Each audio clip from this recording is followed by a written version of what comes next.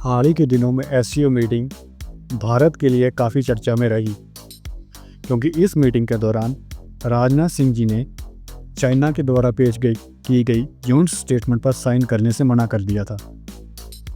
और एक और झटका चाइना और पाकिस्तान को इस मीटिंग में दिया गया, क्योंकि इस मीटिंग में श्री राजनाथ सिंह जी रशिया के डिफेंस मिनिस्टर आंद्रे बिलोसो से मिले और इस मीटिंग में ये डील साइन की गई कि रशिया की R-37M मिसाइल भारत में मैन्युफैक्चरर होगी और इस मिसाइल में भारत का विरूपक्षा AESA रडार को इंटीग्रेट किया जाएगा और इसके साथ साथ Su-30 MKI को भी अपग्रेड करने पर बात की गई और उसमें भी इसी रडार का प्रयोग करने पर सहमति जताई गई। और इसके साथ साथ S-400 की 2 और स्क्वाड्रन को एक्वायर करने की बात भी हुई और फ्यूचर में S-500 को लेकर भी बात हुई। S-400, K-37M और Su-30 MKI, इन सब को कुशा एयर डिफेंस सिस्टम, जो कि भारत का एक एयर डिफेंस सिस्टम है, उसके अंतर्गत इंटीग्रेट किया जाएगा, जो भारत की डिफेंस कैपेबिलिटी को नेक्स्ट लेवल तक ले जाएंगे। क्योंकि ऑपरेशन सिंदूर के दौरान जिस तरह से S-400 ने अपनी काबिलियत को साबित किया, उससे भारत और रूस काफ़ी खुश नज़र आ रहे हैं और भारत ने फ्यूचर में S-500 को भी एक्वायर करने पर सहमति जताई। S-500 की मारक क्षमता 600 किलोमीटर तक है और ये टारगेट को 800 किलोमीटर तक स्कैन कर सकता है। ये किसी भी स्टेल्थ फाइटर और ड्रोन को मार गिरा सकता है और कुछ खबरों की माने तो ये सैटेलाइट को भी गिरा सकता है और इसे सैटेलाइट हंटर भी कहा जाता है। और R-37 जो कि एक हाइपरसोनिक मिसाइल है, नेटो ने इसे AA-13X हेड का नाम दिया है, जो 2019 से सर्विस में है।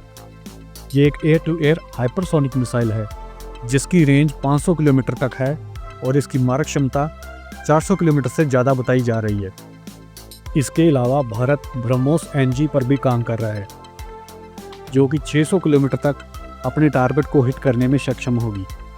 अगर भारत फ्यूचर में Su-57, जो कि रशिया का एक स्टेल्थ फाइटर जेट है, उसको भी एक्वायर करने के बारे में सोच सकता है, क्योंकि भारत को अपना फाइटर जेट MK, जो कि 5th जनरेशन का स्टेल्थ फाइटर जेट है, बनाने में 10 से 15 साल लगेंगे। क्योंकि अभी तक तो उसके इंजन का ही पता नहीं कि इंजन कहाँ से और किस कंपनी का है, कि अभी तक तो उस इंजन का ही तय नहीं कि उसमें कौन सा इंजन लगने वाला है। माना जा रहा है कि GE का F414 इंजन MK के लिए सिलेक्ट किया गया है। जनरल इलेक्ट्रिक, जो कि एक अमेरिकन कंपनी है, मुझे नहीं लगता कि वो ये इंजन MK के लिए टाइम पर भारत को डिलीवर करेगी, क्योंकि इंजन की डिलीवरी को लेकर अमेरिका का ट्रैक रिकॉर्ड भारत में बहुत ज़्यादा ख़राब रहा है। भारत ने K6 हाइपरसोनिक SLBM यानी कि सबमरीन लॉन्च बैलिस्टिक मिसाइल को विकसित किया है, जिसकी रेंज 8000 किलोमीटर तक होगी। आपको बता दें कि ये मिसाइल समंदर में सबमरीन के जरिए कहीं से भी लॉन्च की जा सकती है और 8000 किलोमीटर तक किसी भी टारगेट को हिट किया जा सकता है। K6 कन्वेंशनल और न्यूक्लियर दोनों तरह के वॉरहेड को कैरी करने में सक्षम है। इस मिसाइल से भारत की फायर पावर समंदर में अब और भी ज़्यादा बढ़ने वाली है। ऑपरेशन सिंदूर के दौरान हमने देखा कि मिसाइल और ड्रोन का इस्तेमाल काफ़ी ज़्यादा किया गया और यही चीज़ हमें इजराइल ईरान युद्ध में भी देखने को मिली। तो ड्रोन और मिसाइल्स को युद्ध का फ्यूचर कहा जा सकता है और सभी देश ड्रोन्स और मिसाइल्स को और ज़्यादा एडवांस बनाने में लगे हुए हैं, क्योंकि डोनाल्ड ट्रंप ने भी ये कह दिया कि USA को अब फाइटर जेट के अलावा ड्रोन और बैलिस्टिक मिसाइल्स की ओर ज़्यादा ध्यान देना होगा। यही बात इलॉन मस्क ने भी कही थी, क्योंकि आने वाला युग ड्रोन और मिसाइल्स का युग है।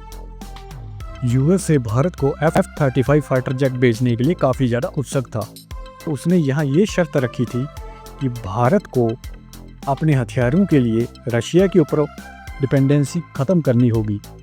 वहीं भारत की रशिया के साथ ये नई डील अमेरिका के मुंह के ऊपर करारा तमाचा होगा।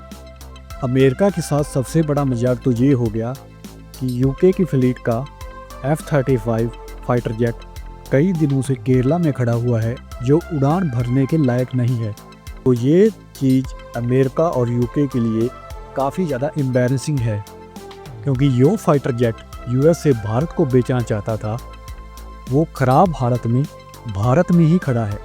इसमें अमेरिका की बहुत ज़्यादा किरकिरी हो गई और उसी वक्त भारत ने रशिया के साथ ये नई डील करके अमेरिका के साथ एक और खेल कर दिया। सोच के देखिए कि एक और तो भारत रशिया से हथियार भारत ला रहा है और दूसरी ओर अमेरिका अपना सबसे एडवांस हथियार बोरे में भरकर वापस ले जा रहा है। धीरे धीरे सभी देश हथियारों के लिए अपनी निर्भरता अमेरिका से कम कर रहे हैं कि ईरान इजराइल युद्ध में इजराइल ने भी ये बात सीखी कि उसे हथियारों के लिए निर्भरता अमेरिका से कम करनी होगी, क्योंकि जब आप हथियारों के लिए अमेरिका पर निर्भर हो जाते हैं तो युद्ध जैसे हालात में अमेरिका उस युद्ध का इस्तेमाल सिर्फ अपने फ़ायदे के लिए ही करता है। ये बात अब इजराइल और नेटो भी समझ चुके हैं।